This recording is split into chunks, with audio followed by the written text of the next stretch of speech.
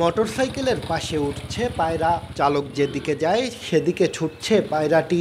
এ যেন হারিয়ে না দেবার এক প্রতিজ্ঞা। পায়রা ও মানুষের ভালোবাসার এমন নজির মিলেছে বরিশাল নগরীর ধান গবেষণা রোড এলাকার বাসিন্দা ইমন গাজী ও পায়রা পিয়ালের।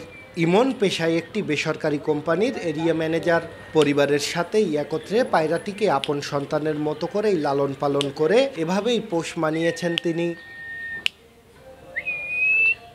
ইমন ও তার পায়রা পিয়ালের এমন কারসাজি দেখতে প্রায় ভিড় করে উৎসুক জনতা। জানান, পায়রা ও মানুষের এমন ভালোবাসা দেখে মুগ্ধ তারা। পিয়ালকে নিয়ে সাথে সাথে সবসময় যায়, সবসময় চা তার মুখ থেকে নাকি চা খায়, পানি খায় এবং খাবার খায়। সচরাচর দেখা যায় না, কিন্তু এখন আমাদের উচিত যে নতুন করে কবুতরের প্রতি বা পশু পাখির প্রতি ভালোবাসা জন্মানো।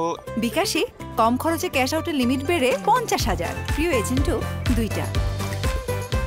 জানা গেছে 6 বছর আগে শখের বশে যশোর থেকে একজোড়া কবুতর এনে লালন পালন শুরু করে ইমন। ডিম দেওয়ার পরে কবুতর দুটির মৃত্যু হলে দেশি মুরগির ডিমের সাথে তা দিয়ে ফোটানো হয় বর্তমান এই পায়রাটি। বাচ্চা ফোটানোর পর থেকে ইমন নিজের সন্তানের মতোই লালন পালন করে বড় করেছেন পায়রাটিকে।